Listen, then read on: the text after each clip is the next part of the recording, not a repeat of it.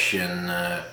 I, of course, am your host, Earl Mulligan, and I'm afraid that this particular episode has to begin with an apology. I'm mighty sorry about the inaccuracy that was brought to this fantastic channel by, frankly, my kids who, I put too much faith, it seems, into those fellers to do a historically accurate video of the old 2-in-1, the M114, in action during the Vietnam War. The keen viewer of that particular video last episode would note there were not any giant-sized apes fighting in the war against America that I'm aware of. Of course, feel free, if you know, in fact, that was the case, to send your correspondence to our P.O. box, and we'll read that feedback here on the air. But I do not believe that was legitimate film. The giant ape throwing the 114s all over the place. It was, we're not going to have that happen again. I'm going to have to take a more active role in the history department of this particular broadcast show. Each episode, I have decided I am now going to preside over a history vignette series, Earl's Pearls. We're gonna have that as a every episode. We're gonna show you the real.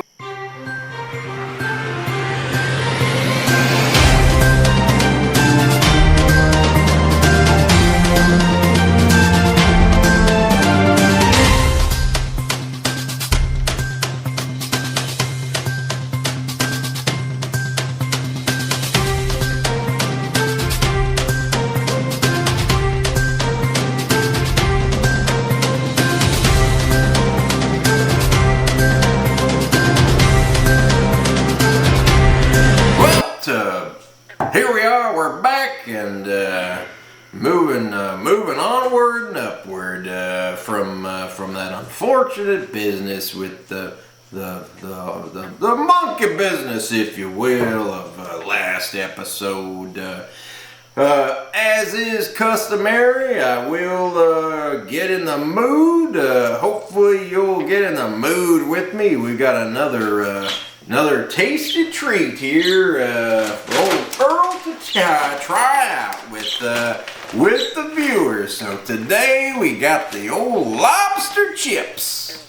Here we go, the old lobster flavored chips. We're gonna try that here live with you, the audience, and we'll find out all about that. I was getting worried. I was down to mandarin oranges for victuals to get me in the mood, and luckily I was able to get out to the Asian market a few days ago and picked up some more treats for me and for you. Well, and it was quite an eventful trip to the grocer with those folks there. I was looking around trying to find all the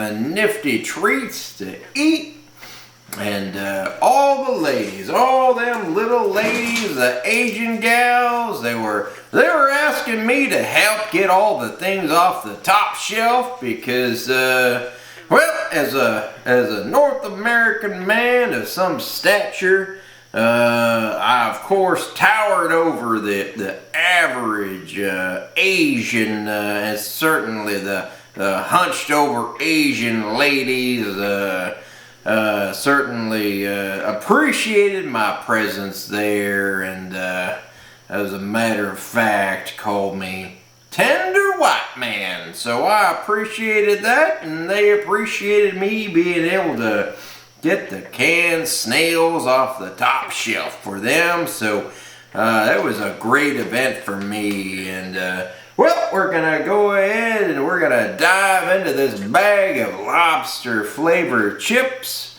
which was fantastic for me to find these particular chips, as the Red Lobster in my area has closed recently, so these are especially welcome. All right, well, it's not a, as you can tell, it's a see-through bag, unlike a standard potato chip kind of bag, and it shows you look at that. It looks like a bag full of ears, or I don't know, but let's go ahead and open it up and see what these things taste like. It's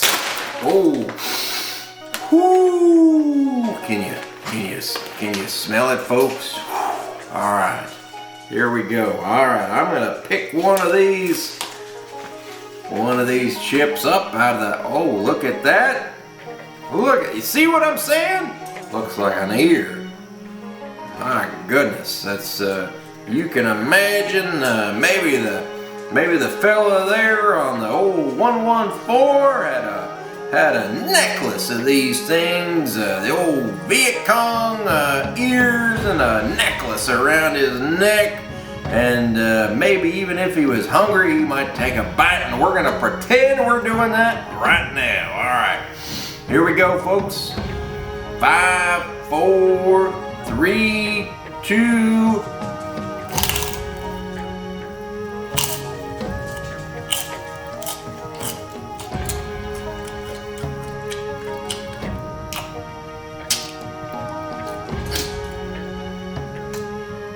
I taste nothing.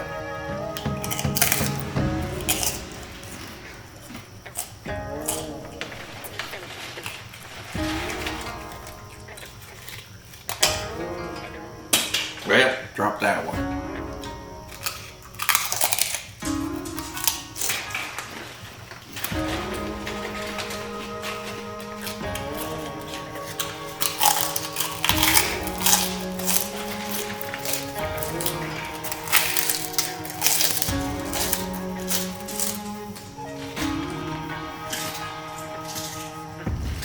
Oh. Oh.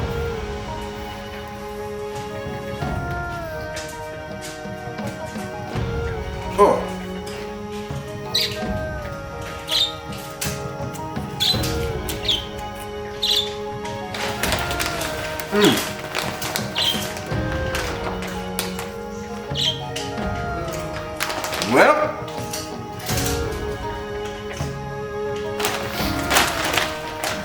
let me read what it says on the back of this here bag.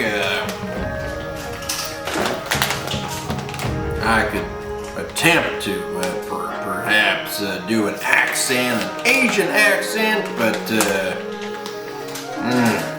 maybe not. It's, well, it says our product has no preservative and is the most suitable snack for your whole family. Please mail back the product with purchasing date, place, or shop, and suggested improvement to our company if there is anything going wrong with our product. We will provide you a satisfactory solution as soon as we can. Well, listen to that. Alright, well, I know what Earl Mulligan's going to send to this address. Earl's going to say, more lobster. I'm not tasting much lobster there, but Well, it's certainly not as bad as those shrimpy snail chips from a couple weeks ago, and certainly not as good though as the numb and spicy hot pot. Well, alright, well, not bad, not good, but not terrible. Well, speaking of terrible, let's get back to the old 114, the old 2-in-1 that we've been building. I tell you what, if you remember last time, folks, that I was working on this little gem. It was slow going. I had some problems, and well, I found out why. The case there was a printing error. There was a printing error on the instructions. If you take a look, you see they got a lot of the same things are repeated on the same page. So they're telling you to do things twice, and they've got a few different trick parts in there that don't seem to fit right, and so the instructions, as I had feared, were not quite accurate. And that'll happen with a lot of the Asian models. They just, there's a language barrier there with a lot of these things. So you have to keep your head on a swivel and just pay good attention, you know. And obviously I was able to overcome the problems, and I've got we're making some good progress in this here. Oh, you hear that? I love that sound, the sound of the frogs. It's fantastic. I love it. I love the sound of the frogs in the background, and down by the old pond, I got the frogs out there calling to each other. You can almost hear them. But nonetheless, here we go. Here we go. That's where we're at with the old 2-in-1. We got it largely put together. We just got some more fine level details to put on there, and we're gonna be ready to paint this feller here. And I think the last thing we're gonna do before we paint it, we'll do the last step. Will be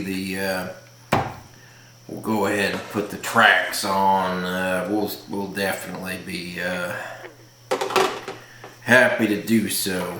We'll do so with the aid of a jig. Well, we're gonna go ahead. This is some of the last pieces and parts that we're gonna put on here, and here we go. Let's pick a page and see if there's anything we haven't done. That's Earl Mulligan style. Just kind of fly by the seat of your pants and see what we haven't done yet. Let's see here. Okay. Well, all right. Let's see. We're going to put the headlights together. We're going to do that with the old G. Look at that. Look at that. I tell you what, again, folks, you're going to say, Earl. You're going to say, Earl, you knew what was going on. You staged this like a carnival show. But nope. That's the kind of luck that Earl Mulligan has. Alright, so let's see. G19. Oh, G19. We're going to do that. Okay. One of them headlights. Okay, there we go. And G55. 55. Alright. Oh. hold on. Let's go this way here.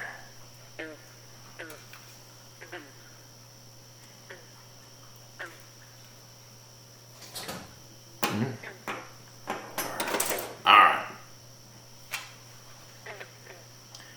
Now, a lot of these parts are so small. I say if you can get them on there, great. If you can't, well, they're pretty small and nobody'd probably notice. Alright. I'll put a little, hold on here. I'm going to put a little glue on this thing. See how, you see where I'm going with this.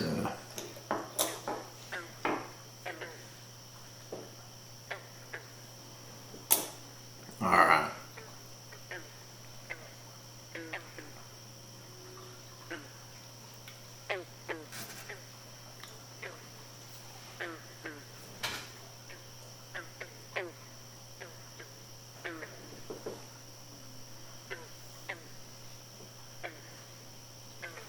Now, a lot of, you gotta remember, a lot of combat vehicles, the fellers that kind of do what they wanted to do and, you know, kind of turn things around and make it meet their needs in the war. So, almost anything you do is going to be great, accurate in one way or another. I can assure you, at one point, any situation you may mistakenly come upon and these models may have in fact been accurate, historically accurate, such as this part being a little askew. Alright, well, I don't know if they really needed a whole lot of headlights. I think that maybe, oh, there we go. That's our mulligan speed right there. Some machine guns, and let's go ahead and do that now. That's right up my alley. The old 50 cal. The old 50 cal. We're gonna go ahead and do that.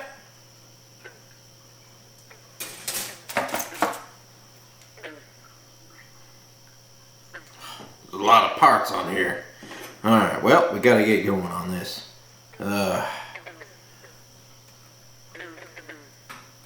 Here we go.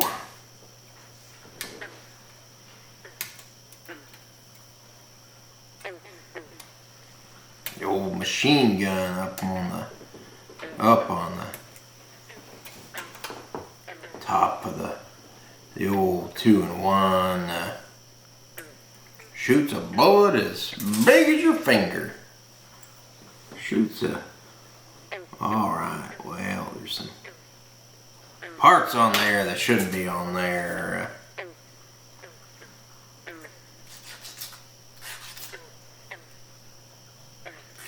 Still got the taste of those chips in my mouth. Pretty bad, actually. It's actually worse. Folks, I did not give a rating to those chips earlier in the broadcast. It is plummeting as we speak. The taste in my mouth is horrible. Horrible. Alright, here we go. The other side of the old 50 cal. Can you imagine Earl Mulligan behind the old 50 cal shooting finger-sized bullets at the Vietcong? Sometimes I dream of it. Okay.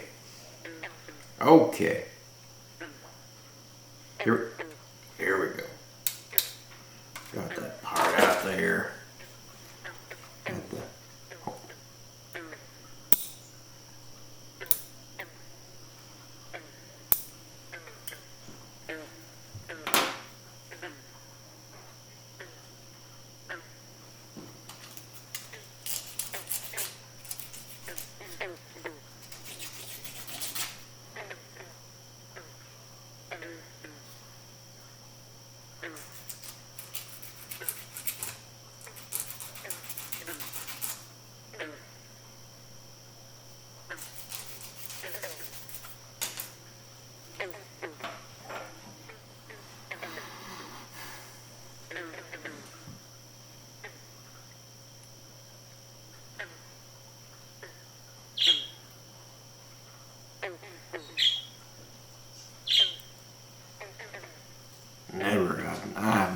seen a 50 caliber machine gun done in 2 parts like this. This is unique to say the least.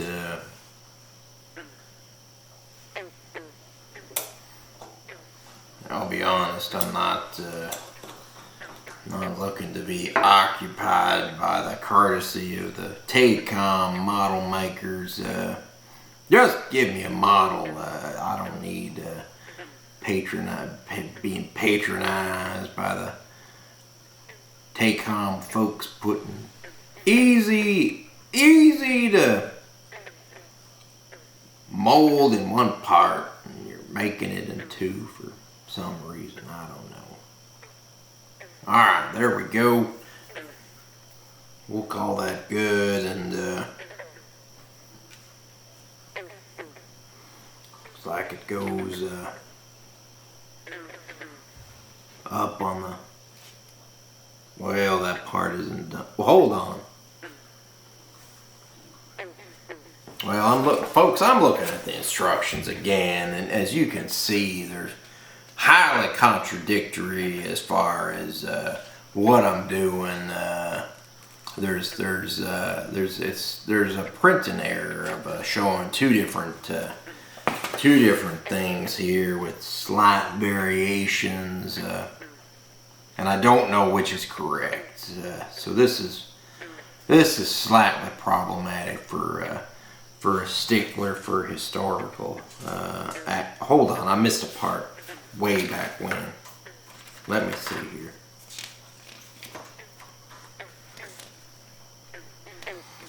It's hard for me to make an accurate model when the parts and the pieces are.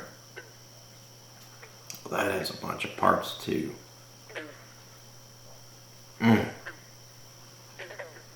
Well, all right. Well, there we go. It's the old 2-in-1, and we're gonna go ahead. We're gonna put on a few more parts here off camera. That's the best way I think we're gonna do this. But we're virtually done, as you can see, and we're about done. We're gonna show you just kind of the final product here of this model, and then we're gonna go ahead and get into painting it. We're gonna go ahead and put a beautiful camouflage arrangement on this thing, and we're gonna make it look beautiful and accurate, which would of course be a model of perfection. All right, stay tuned, folks.